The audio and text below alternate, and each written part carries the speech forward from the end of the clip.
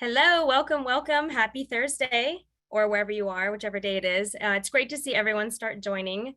I'm currently in Tampa, Florida, so I'm happy to report I have power and an internet connection for now. So I'll give you a minute while we wait for people to get settled in and connected themselves. I'm going to go ahead and launch our first poll. And if you've attended one of our webinars before, you know what to do, but we are curious as to what brought you to today's webinar. Is it educational? Are you in the beginning stages of your third-party risk program? Are you a current prevalent customer? Just let me know. And let's begin by getting some intros started. My name is Melissa. I work in business development, and today we are joined by our very own solutions expert and content manager, Thomas Humphreys, as well as Alastair Parr, our Senior Vice President of Global Products and Risk. Hi, guys. Hello. Hello. Thanks for having us. Yeah, of course. They're going to be guiding us through today's topic, NIST and SIG and SOC 2, oh my, making sense of third-party risk compliance requirements. This webinar is being recorded, as you can see, so you'll get this in your inbox later today or tomorrow. Lastly, you're all muted, so just use the chat if you need to communicate something that's not a question for the Q&A box.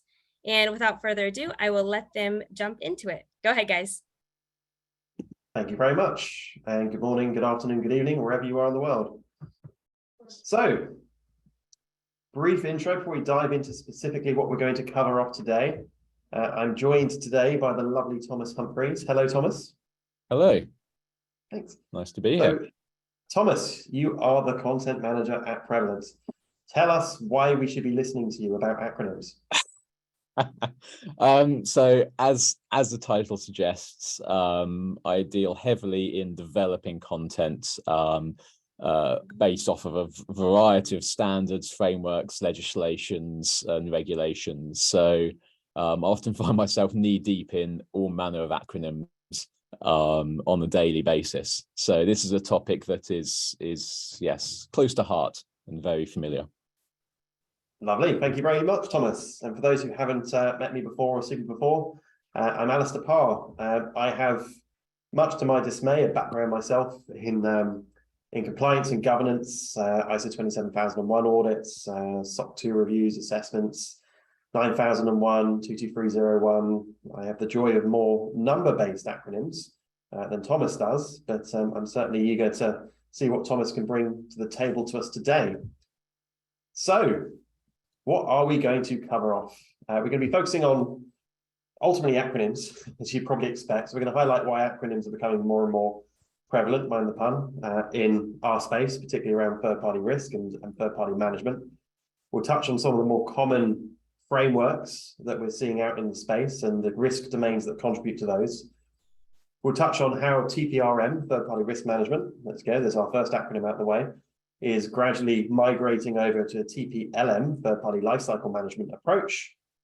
We'll touch on some of the more common regulations that we're seeing and emerging frameworks.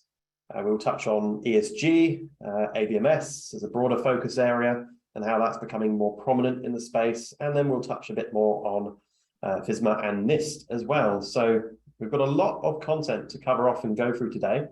I'm rather excited. But why are we actually doing it?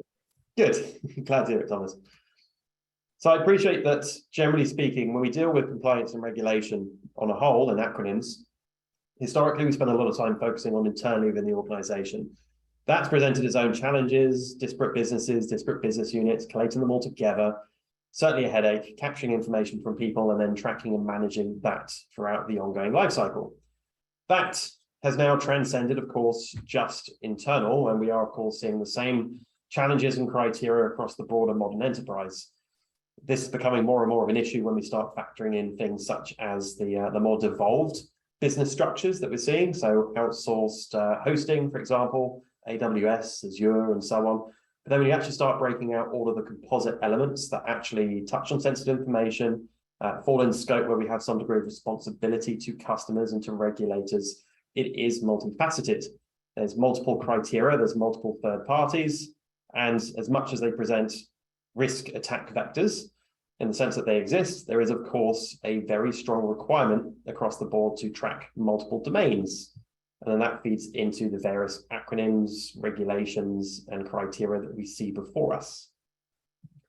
So with the scene set, and before we dive into the Scrabble board of lovely acronyms that we tend to see, here are some of the key areas where we're typically seeing the focus. So those regulations, those frameworks are ultimately trying to make some form of improvements. They're trying to address, mitigate risk, and make sure that we as organizations and our peers are functioning in a way that makes people happy, makes our customers happy, makes the regulators happy. And these are the ones we're most commonly seeing across the board. The drivers here, there is of course the InfoSec, CyberSec driven criteria, which we obviously are very focused on as an organization, but that does of course extend into broader business risk, financial risk, their positioning associated to that from a sustainability and a resilience standpoint. ESG, which we'll touch on in a bit more detail shortly, as being a core driver moving into 2022 and of course into 2023. That is ever looming now that we are in the fall. Broader reputational risks, looking at sanctions information, politically exposed persons, so state-owned enterprise screening, of course, being the driver. And then our lovely compliance risks. GDPR, for the keen eyes of you there, OCC, FCPA, HIPAA, FIEC, FCA. I'm not going to go through the whole list, but yeah, I think that Scrabble illustration is very much relevant. So, with the scene set, Thomas, I wondered if you can dive in and give me a bit of insight into what you're seeing generally across the board for frameworks. Absolutely, and just on a final note, actually, to that previous slide, one thing that is becoming more apparent is not only, as Alastair has so eloquently alluded to, the volume of acronyms, of terminologies across areas such as cybersecurity.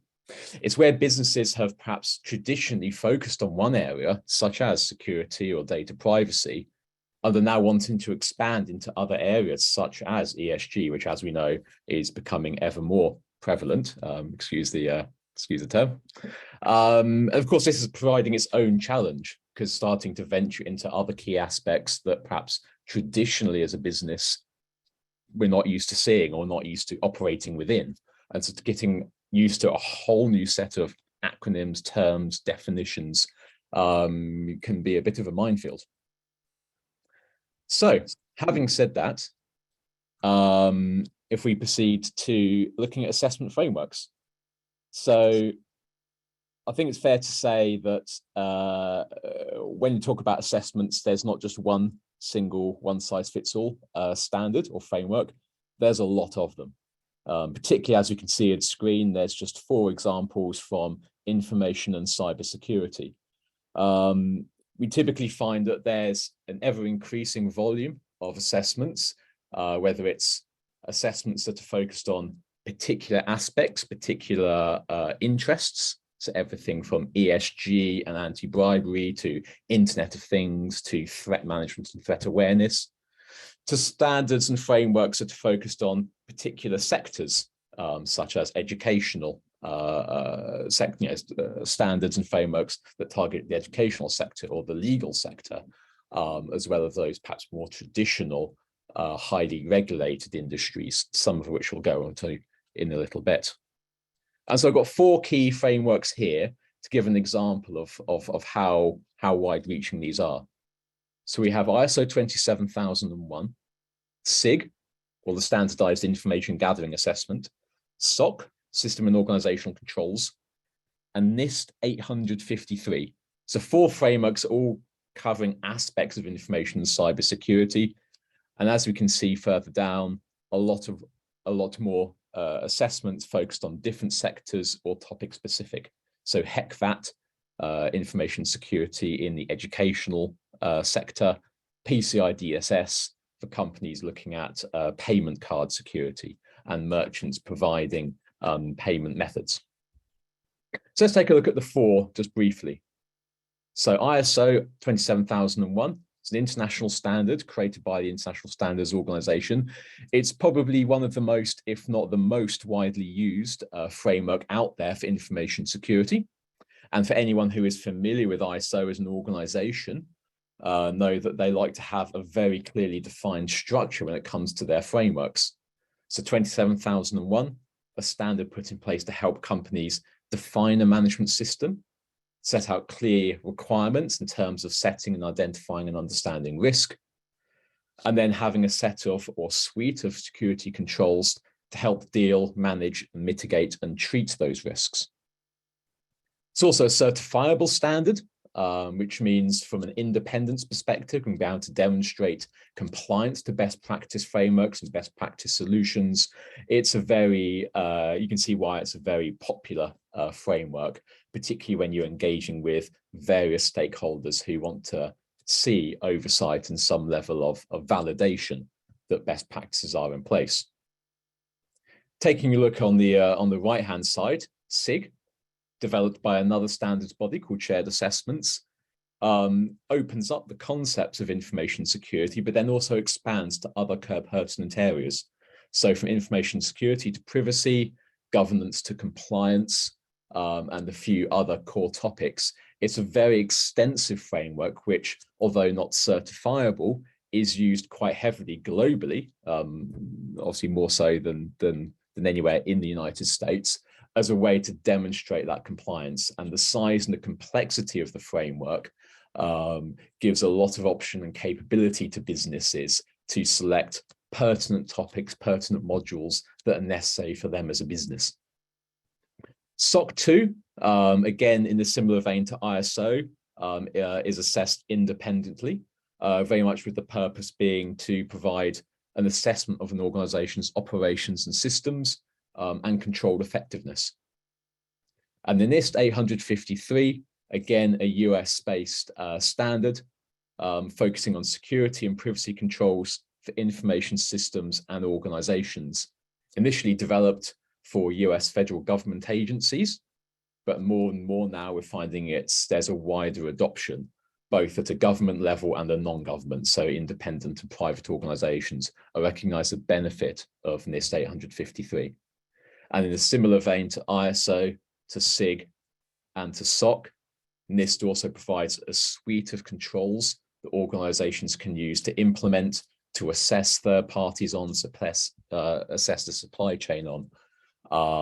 And in the case of NIST, we're looking at close to 1,000 different controls. It really does go into a lot of depth. So obviously this begs the question of, well, where do we start? If we're just starting on this journey of identifying an appropriate assessment, an appropriate set of standards or individual standard with which to measure and manage our third parties on, or to assess them against, which one do we go for? Now, this can be easy and this can be difficult.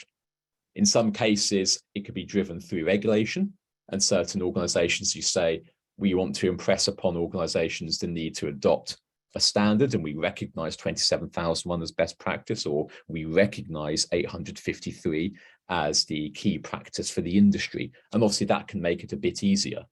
But equally so, there are many businesses and industries that haven't got there yet. And so the idea of saying, well, which one do we choose? Which model fits our business, our business needs, and the type of third parties we're dealing with?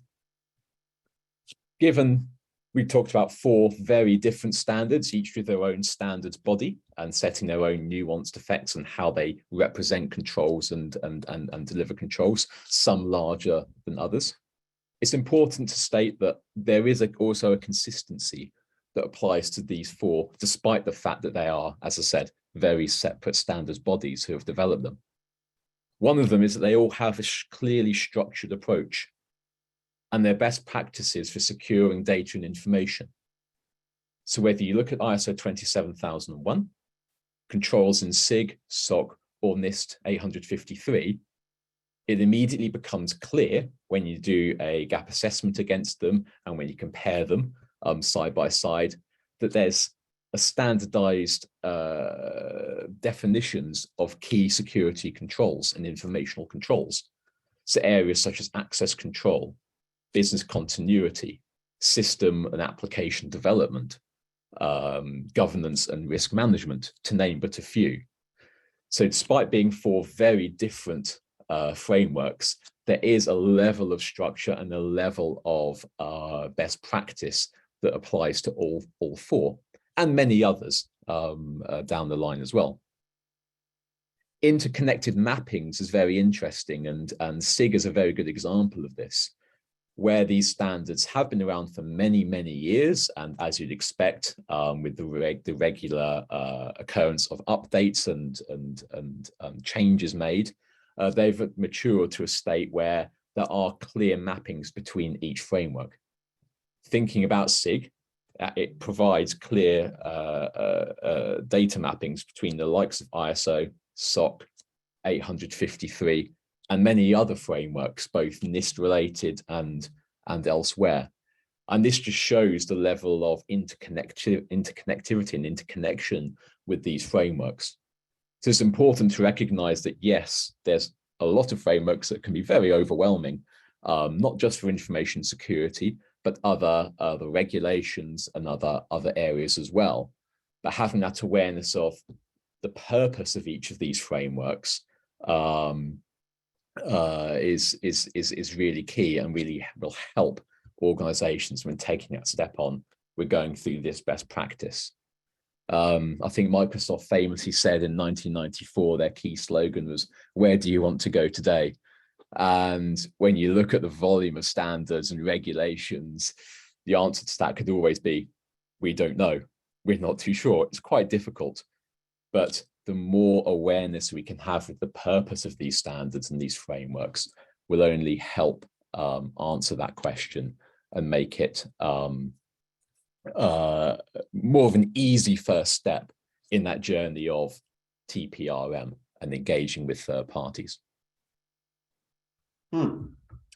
Very interesting. I've got a few questions personally, Thomas, based on what we've just covered off. So I appreciate that picking this domain, for example, with InfoSec and cybersecurity as a focus point, there's multiple choices, and appreciate sometimes that might be vertical specific, which makes life easier to select.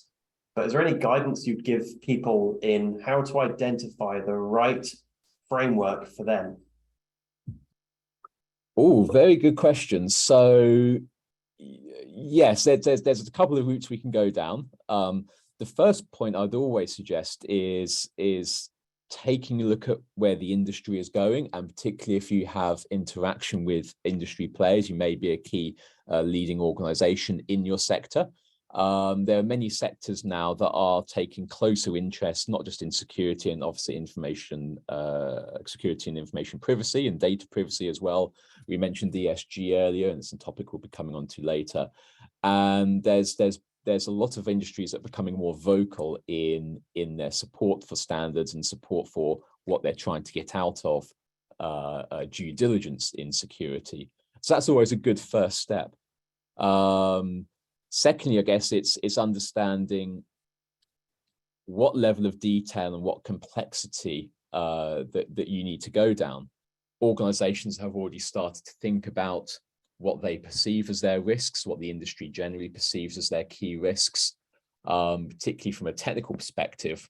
It will make it easier to identify we need to go down the risk NIST route, for example, because that offers that level of granularity versus 27,000, where, because we've established it's a very structured, very well-defined management system standard, it offers us that baseline to assess organizations against, because we know that that gives us confidence that organizations are doing the right thing in a structured and consistent method. So there's a lot of techniques you can go through, but certainly getting more involved in your industry, being more mindful of what's happening in the industry and sector is always a good place to start. Fantastic. Thank you, Thomas. Now, we are getting a lot of questions coming in, which is great to see. And we'll do our best for everybody on the line to try and weave them in organically into our conversation today. But there are certainly quite a few, so we'll be hard pressed to get to all of them. But we will, of course, try and dedicate some Q&A at the very end of today's session as well. But one thing I've seen come through, not just once, but a few times on this, is about having these standards and these frameworks be seen as an acceptance mechanism for their customers, as in people are or are not having, say, 27001 certification being approved when they're using it from a vendor management standpoint. So there is some insights we've got on that.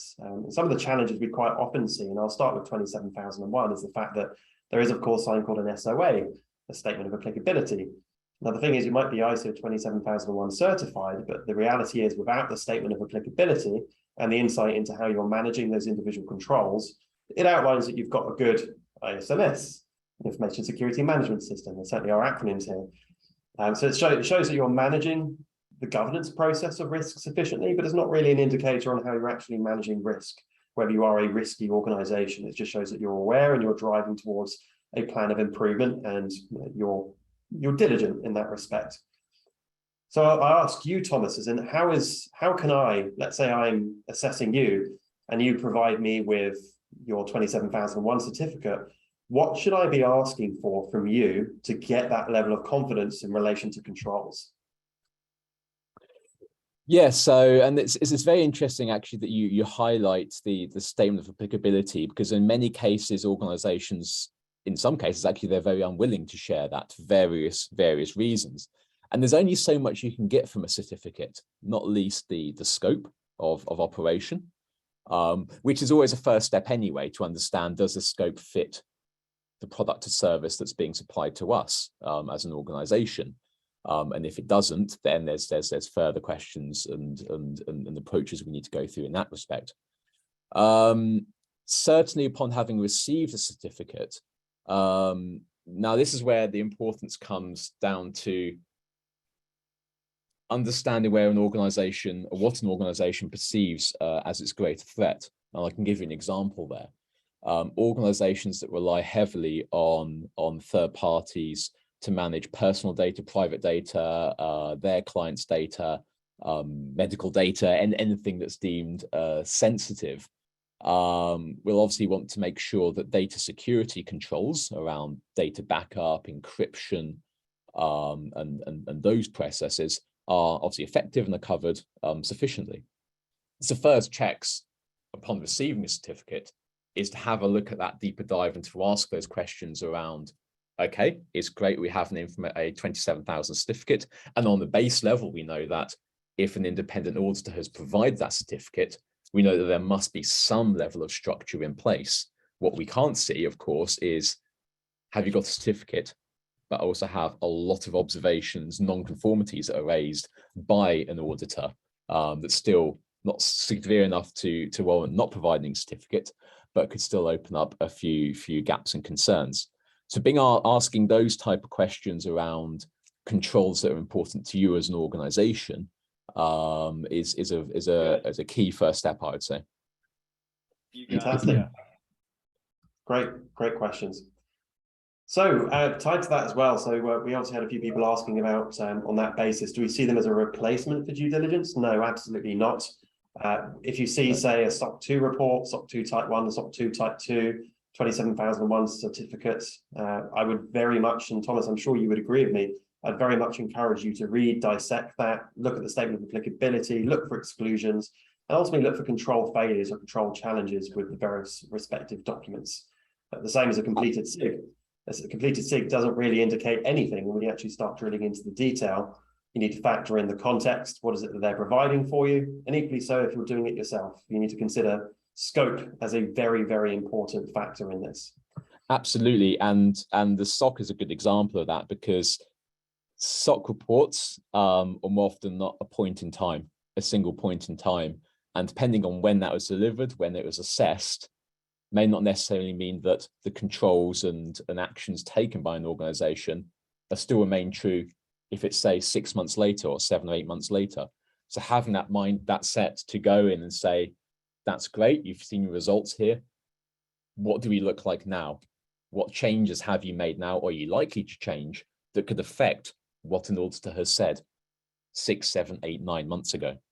And so, yes, absolutely, I'd very much agree with that. It's certificates are a great way to demonstrate that best practices has been or are being applied, but there needs to be more to satisfy a company to say there's continual improvement, continual due diligence. Very much so. So one more point before we start moving on. So we actually had an interesting question about, can you combine two frameworks? So the reality is yes, of course, as Thomas rightly covered off, there's a fair amount of overlap between them from a control standpoint. So you'll see some similarities and convergence in that respect, but there will always be a degree of nuance between each of them. If you're sending it out as a third-party assessment framework, do consider that you might cause some frustration amongst your audience on the basis they might have aligned themselves to one of these, for example, and you might cause some undue frustration if you've merged it in an uncontrolled manner. And what I mean by that is typically you'd build the commonality, and then you might have some delta subcontrols you may want to ask. That way you're going to minimize the chance of them having to redo everything from scratch, and they'll be able to map the respective framework that they've used to your questionnaires, to your assessments, etc. But Thomas, I had one last question for you, which is tied to 27001, in fact, which was, as the more keen-eyed of you may notice that 2013 does actually denote a year. Do you have any insight and thoughts as to when we might see the next iteration of the standard itself? I do actually, yes. So 27001, for those who are perhaps not aware, very, very brief background. So 27000 as a family of standards has released a lot of different assessments, many tied to different aspects of information security. But obviously 27001 is the only certifiable standard, and every 3 to 5 years, ISO as an organization and its members get together to review these frameworks. The last review was done several years ago, and it was decided that it was still fit for purpose. However, 27002, a standard built around implementation of 27001 controls, was updated this year. There's also indication that 27001 will get a refresh with a expectation at the moment in 2023. And this actually goes along with aligning the changes that the 27002 state framework have made. And so at the moment, yes, it's looking highly likely that at the beginning, probably the first quarter of next year, we will see a new standard that reflects some of the changes that ISO as an organization are also going down. Thank you. And that nuance there between 27001 and 27002 is certainly important from an iteration standpoint. So for those of you on the call, please don't get confused between the two, because they are essentially different in that respect. Yes. That's it. Absolutely. Thank you. So, and the last question is, the last component there is if people have questions on how they can get more information on the 27 series, PCI, SOC 2, SIG, etc. There are various frameworks out there and certifying bodies that can essentially help you becoming a lead auditor, lead implementer, etc., depending on your respective interest level. Okay. Thank you very much, Thomas. That's very useful. So moving forwards, we're just going to give you a bit of insight into third-party specific centric criteria that we're seeing evolve. So some of you may have seen TPRM as a terminology for third-party risk management. We are seeing that starting to gravitate, as I mentioned, to third-party lifecycle management. And for those of you in third-party management, the distinguishing factor here is the fact that it is a lifecycle, of course. We are seeing a convergence of the respective teams of the business. That's procurement, legal, of course, InfoSec as well, amongst others, and risk compliance. And we're seeing people start to realize that they are doing very similar activities. They're collating information from third parties, and they're looking to try and get some visibility and understanding on how they're actually going to manage third parties effectively. How are they going to address that sheer volume of third parties and the respective challenges that they present? They're looking at lifecycle management. So from sourcing and selection, the case of looking at procurement methodologies, the intake and onboarding process, through to categorizing third parties, because there's simply going to be so many, and it's challenging to try and manage the sheer volume of those. We understand that that's becoming more of a lifecycle journey, so that they can then in turn assess, remediate, drive against the various frameworks and regulations out there, and then manage and monitor them over time before they eventually get offboarded. And of course, Alastair, what would you say is thinking about that journey from TPRM to TPLM? Is there any key critical issue that you foresee that could potentially stop making this a seamless as possible journey? Obviously, I guess the key thing you mentioned there was buy-in from the business and enough involvement as a business as possible, which is always, I guess, critical to make sure we get acceptance across the board. Absolutely, yes. I think you touched on the very key point there. So it's if a single cog of that wheel happened to, or half wheel in this case, happened to not be able to contribute, it can have a downstream impact on everybody. From a procurement standpoint, if we don't have the relevant information on who the third party is, what they're doing, who our points of contact are even, that impacts the ability for the others to actually add context and make a decision or even reach out to the third party.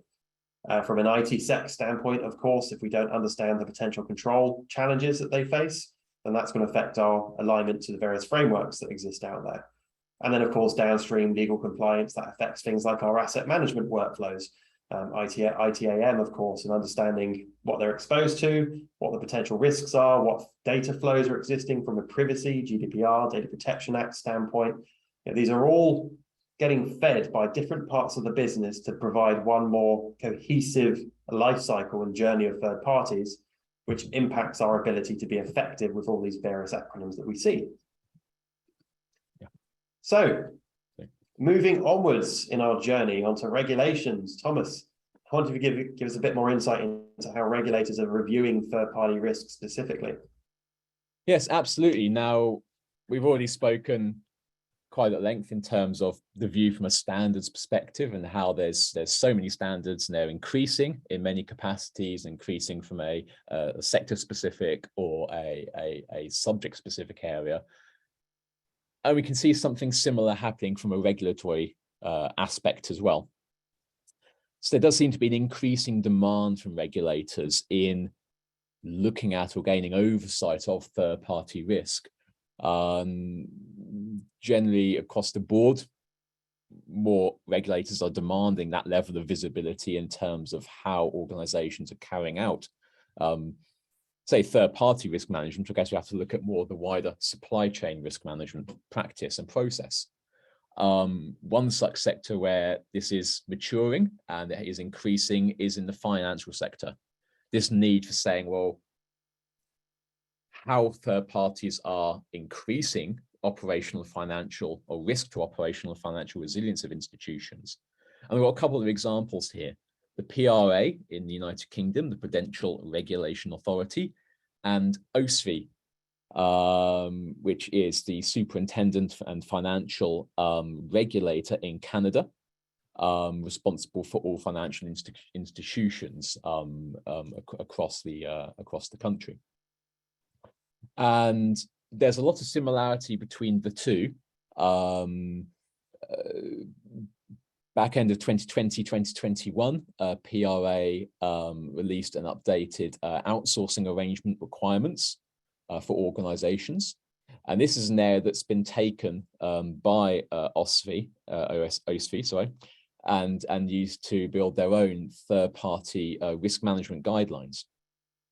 And the concept of these guidelines, which are still in draft, there's an expectation that by the beginning of 2023, these will go live.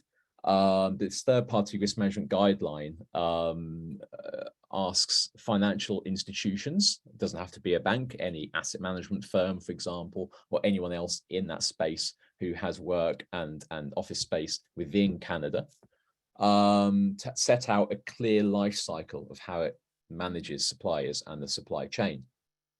So this third-party risk management guideline sets out expectations, for example, for how you initially engage with third parties, risk assessments you do, and profiling of third parties, how you get to the stage where you've understood your wider third-party landscape, even before you're looking at entering into contracts and supplier agreements. Coming through the agreement stage, looking at how do you build in controls, whether it's security controls, privacy controls, continuity controls, as part of supply chain and supplier contracts and contractual agreements. And then, of course, coming further down in terms of the processes to monitor, review, audit suppliers as well. So it really is looking at the full end-to-end process, and it does end with supplier offboarding as well. So this is a new regulation that OSFI have developed, and as I say, there's a lot of close collaboration and use of PRA guidelines and use cases. Financial sector is an interesting one, of course, because there's such a good and close relationship between many global regulators in terms of consistency and standardization. And this is another one, and a new one from a Canadian aspect, that really focuses and just calls to attention the seriousness that this industry has and regards third-party management and third-party risk management. And of course, this is not just financial. There are many other regulators and regulatory bodies all over the world that are focusing on the way organizations deal with and are mindful of the wider supply chain. EU as well, off the back of GDPR and other privacy-based requirements, have also increased its view of outsourcing and outsourcing arrangements as well. So this is one area where we can see there is going to be an ever-increasing focus, as I say, not just on the financial sector. We can see others around the legal sector, around the educational sector, around the healthcare as well. Some of these, again, are pretty well regulated anyway, and there's a lot of strong focus. Healthcare is a good example of, as you would expect, management of patient data, management of medical data, which again can then translate to how this interacts with the need to manage your supply chain effectively. Particularly for those suppliers who have access to such data or information systems. So we had a couple of questions. Sorry, Thomas. We had a couple of interesting questions there in relation to the fact that, so we picked, say, the PRA, OSFI, of course. Now, there's a fair few non-government or non-authority based frameworks out there, just to hop back to the framework piece. Supplier assurance framework, for example, and of course, technically, you argue shared assessments being much the same.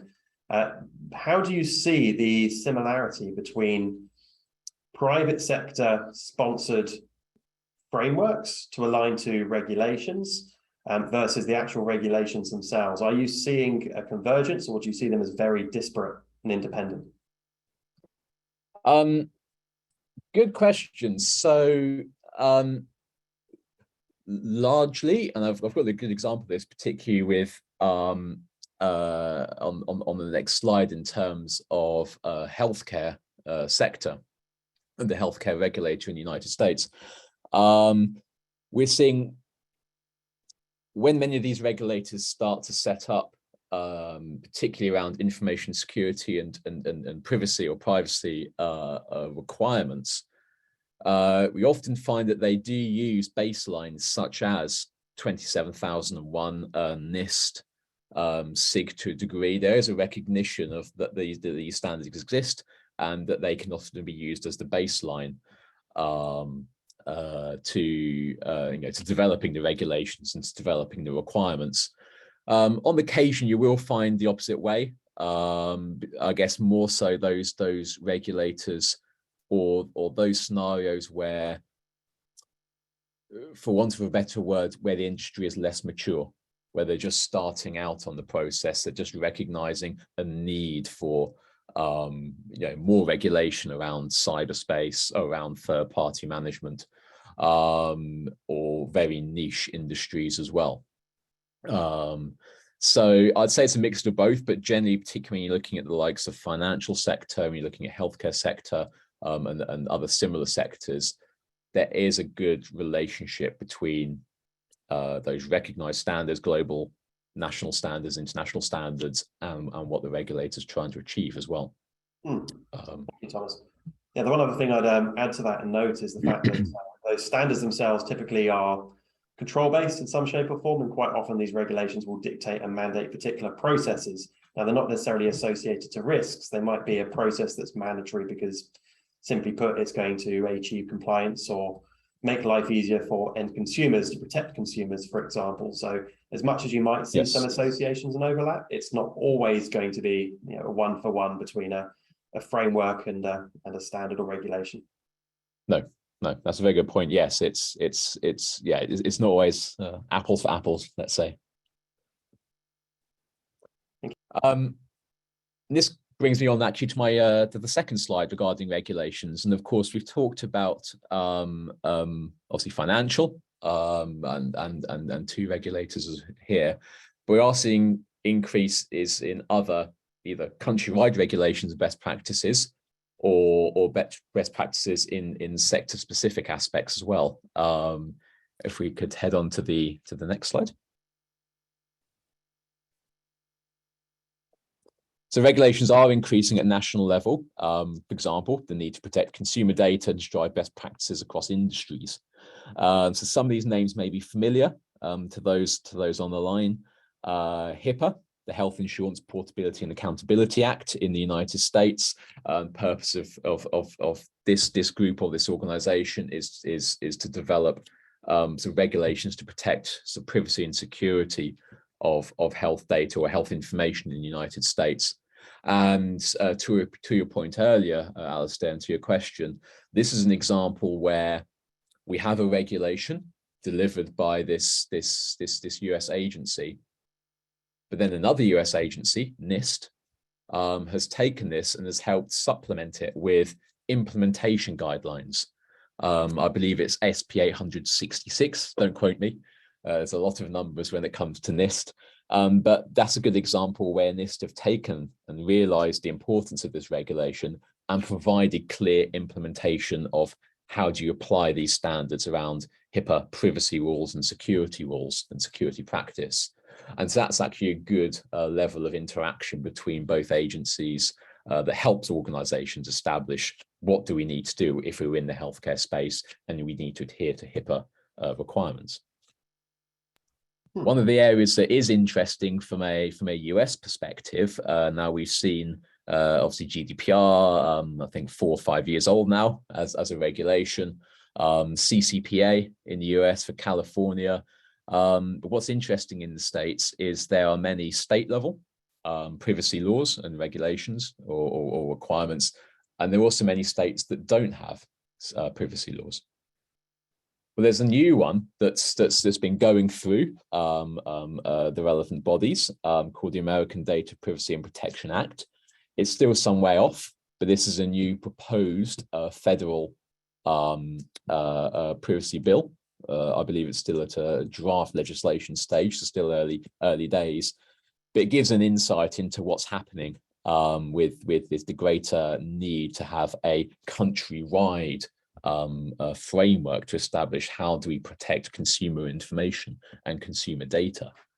So it's interesting to see both at the level of greater understanding from a third-party perspective and the wider supply chain to more specific practices at standardizing frameworks around information security, data privacy, data protection.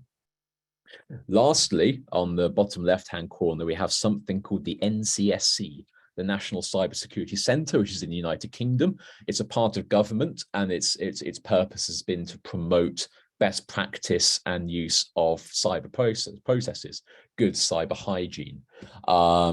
And its main use is to drive best practice across industries, particularly for small and medium enterprises.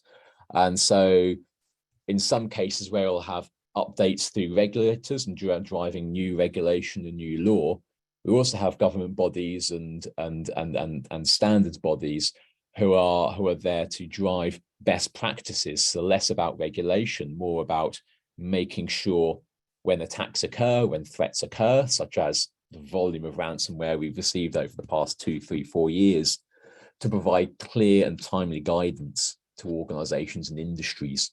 And it's important to highlight this because, again, when you're thinking about your TPIM journey, you're looking at using a standard such as SIG or NIST. It's also important to keep up to date with what's happening in the industry, in the sector, and new and emerging threats. And it's using regulators and people such as the NCSC or CISA in the United States that can help drive that discussion of, do we need to adjust? Again, to Alastair's point earlier, do we need to look at multiple frameworks, and do we need to combine multiple frameworks because they offer the best of all worlds in terms of what we're trying to get out of sort of third-party assessments. Thank you, Thomas. And of course, by means, everybody on the call, we will actually spend more time in subsequent webinars actually going into a bit more detail about the ADPPA, HIPAA, PCI, of course, as well, and some of the NCSC content that was coming out and is emerging as well. Yes. So I wanted to give a bit of high-level overview to the various acronyms that we see today. Thank you, Thomas. So one other thing that we are seeing a fair bit of as well at the moment is, of course, ESG. ESG does seem to be a bit of a buzzword. Of course, anti-bribery management systems as well, of course. But to start with, for those who aren't aware, there is, of course, the UN Global Compact. So the UN Global Compact is a voluntary initiative, essentially. It's focused on corporate sustainability, and the primary objective of it is to try and encourage better collaboration and better drivers and focus on things like human rights, labor, corruption, of course, and the environment. So it's an interesting initiative from that perspective. It's been around for some time, but we're really seeing ESG and anti-bribery, of course, focusing on some core areas. So if you look at ESG and you break out its composite bits, environmental, social, and governance from that perspective, you can see some sub areas here. So we're seeing more and more frameworks themselves starting to dive into this, looking at criteria such as resource use, emissions, innovations, human rights, workforce, and then, of course, downstream to shareholder management, corporate social responsibility, and so on. It's a very interesting topic. It's very broad. And for a bit of insight and visibility for everybody, there are, of course, lots of different products and criteria that can support on that. But this is typically either by A, interacting directly with the organization to get some insights, because it's a very hard criteria to actually ultimately assess and have a benchmark against, or by looking at things like shareholder reports from publicly trading companies who are producing shareholder reports. They tend to give a bit of insight into things like CSR, broader strategy, and ESG and anti-bribery corruption on a whole. There is CPI as well, the Corruption Perception Index, which gives you an indication on how corrupt the primary operating company is, country is. But these are all really indicators, and you can see on the right-hand side, some of the challenges in this is actually being able to identify how good an organization fundamentally is, if they're a closed book, if they're a private organization, and that in turn creates challenges. There are, of course, vested parties in the organization, people like marketing, of course, who are certainly happy to hear that the supply chain is green, doesn't involve human trafficking, human slavery, modern slavery in that respect. But of course, there's the warm, fuzzy feeling we should all feel as human beings in knowing that we're interacting with ethical people and ethical organizations. So you have the various vested parties contributing to that. But the things to bear in mind is that, yes, there are some common criteria and domains that you would see that does extend over to the UN Global Compact as well. But when you're looking at ESG, CSR, ABMS, we are seeing frameworks like even the ISO standards starting to focus a bit more on it. So you have criteria such as ISO 37000, for example, looking at anti-bribery management systems. You know, we are seeing more and more frameworks evolving and global frameworks, that is, evolving to cover things such as ABMS, ESG, and CSR on a whole. And Thomas, I guess this, absolutely, yes, and yes, I mean, ISO is that's a good one you mentioned there in terms of anti-bribery. There are standards around sort of corporate social responsibility, covering some of the areas that you've touched on around sort of human trafficking and some of the ethical issues. And I guess, particularly given how relatively new a topic it is, it's always going to be a challenge, isn't it, to get that structure and that standardization in place. I know that there are various bodies out there looking to create standards on the ESG and common accepted standards, but it's something that can take quite a bit of time. So I guess at the early stage, having any visibility around these core topics of environmental use, of social responsibilities and you know, governance is very critical at the moment. Obviously, very timely, but it's definitely something that's not going to go away. It's if and it's going to be an ever increasing discussion topic. Definitely, thank you. So I was going to spend 5 minutes covering a little bit on FISMA and NIST specifically, and then we're going to answer some of the questions and try and reserve a few minutes because we have had a lot of questions. We've done our best to answer them as we go along, but we can target some time at the end there. So Thomas, I wonder if you give us a bit of insight into yes, really what FISMA and NIST is. Yeah, so we've talked a reasonable length around NIST, particularly around 853. But this is more touching on NIST as a business and FISMA, another key acronym. So FISMA, Federal Information Security Management Act 2002, I believe, or NIST, the National Institute of Standards and Technology. There's a lot of interrelation between the two, but the other side, they are very, very different. So standardizing terms, definitions, and control requirements obviously helps to develop a strong, consistent framework. And it's always key to have bodies, agencies, institutions that help such requirements. Sometimes there can be a bit of confusion. Are they the same thing? Well, as we can see on the screen, so FISMA itself, no, it is an act, acting government. It is specific for US government agencies.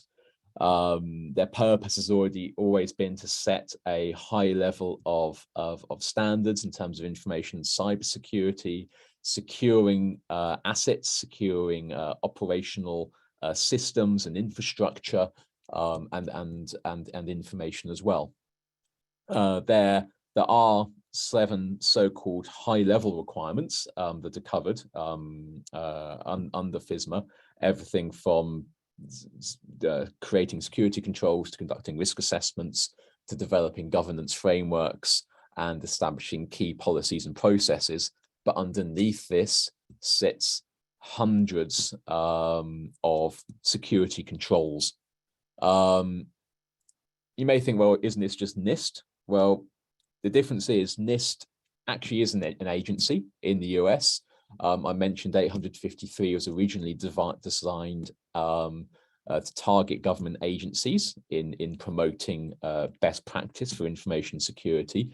It is, of course, used by non-government agencies as well. But NIST is a much wider organization, and as the name suggests, promotes adoption of standards, of new and emerging technologies across a range of industries. So it sets those standards and frameworks for managing risk across all sorts of domains. Information security and privacy are quite big, dedicated standards around using supply chain and risk management, and then even sector-specific standards as well. We mentioned obviously the implementation of HIPAA frameworks around security and privacy controls. So it sets a wide range of standards with which to work with. And there is a link between the two as well. So though FISMA is an act of government that needs to be followed by agencies, it uses a lot of security standards and baseline from NIST as well to achieve or to demonstrate compliance to the FISMA requirements. I mentioned at the start, when you're looking at the likes of NIST and SIG, for example, or ISO and SOC, there's commonality between some terminologies they use, from access control to continuity and so forth. And it's similar between the FISMA high-level requirements and security controls and some of the security control requirements that NIST set as well. So we've got an act of parliament or an act of government in the US, and then a wider government agency that sets the wider standards and frameworks. Brilliant. Thank you, Thomas. I appreciate this is a bit of a light foray into these, and to highlight again, we will have deep dives into these respective frameworks and standards in more detail over the coming weeks and months. But I just wanted to hand over to Melissa to do a poll question before we move on to the final question sets of whatever we can get around to in the time we've got. Perfect. Thank you both. Yeah, I'm going to go ahead and launch that last poll. I know everyone's brain is very full with all these acronyms, so I'll give you a moment to digest it. But we're just curious if you are looking to augment or establish a third-party risk program in the coming months. So, be honest with us. We do follow up with you. So I'm going to go ahead and leave that up there. And Alastair, Thomas, if there are any more questions that you want to go ahead and chip away at, you have 5 more minutes or so, and then I'll sign us off. Fantastic. Thank you very much. Thank you. So while we get the last questions in, by all means, please feel free to ask a question. We'll do our best to get to it, and we'll certainly weave some of those into this. But ultimately, what have we identified so far today?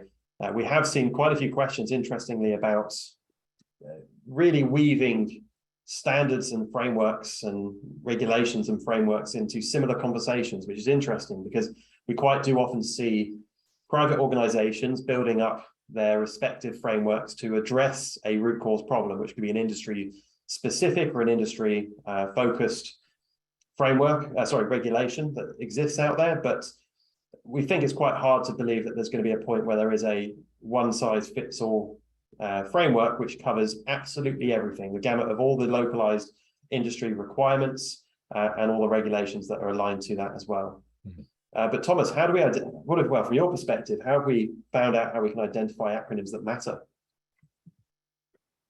Identify acronyms that matter. Well,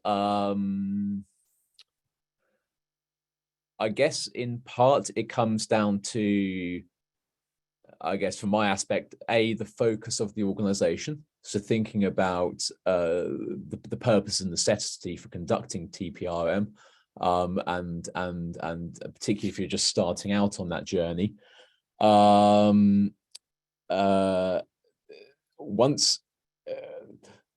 So that I guess there will always be acronyms that will be commonplace amongst a lot of standards that will become commonplace for you regardless of the framework you're working with. I mentioned some around from the ISO and other standards.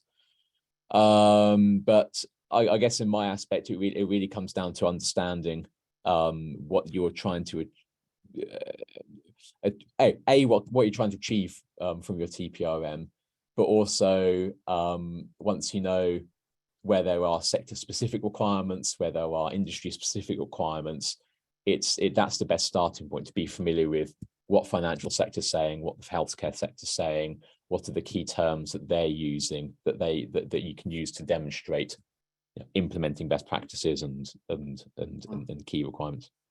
Thank you. Appreciate that. We've seen a lot of questions, too many, in fact, to answer in relation to TPRM or TPLM, which ties into what's becoming prominent. So ESG, of course, is a big focus point for that, and the emerging regulations, the consolidation of things like privacy standards and frameworks in the US is certainly interesting. But when it comes to how to incrementally manage the program, because there's been a fair few questions on that, there's a fair few initial steps, of course, of speaking to the business, getting collective responsibility and understanding what the regulations are and what the obligations are.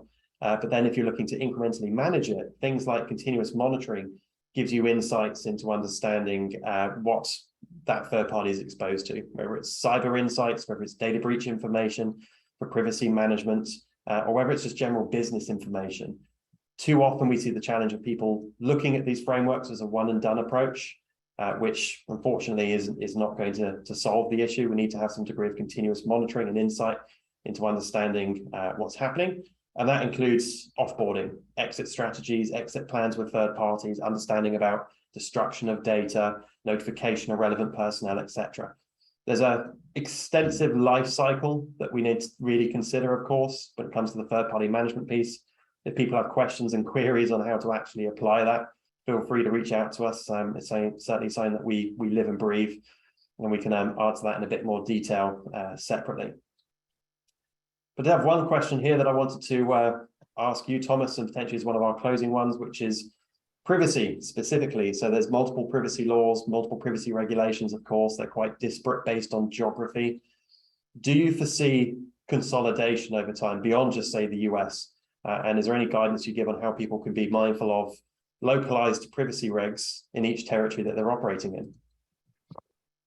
Yes, this has always been a particular concern, right from the initial US-EU privacy shield before that was disbanded, to what GDPR is saying versus, say, CCPA. What's interesting is there already is a lot of commonality again between those frameworks, and where a lot of the nuanced changes are, for example, the way data breach is addressed. The methods, the notification, the timelines. Now, there has been some effort to try and standardize an approach to do this. One of the most perhaps notable at the moment is a standard called 27701 that tries to create a higher level view of privacy information and it gives the option to bring in a lot of mapping between different frameworks and state level and international regulations. So there is potential there, and it's something that I think is going to improve. Thank you, Thomas.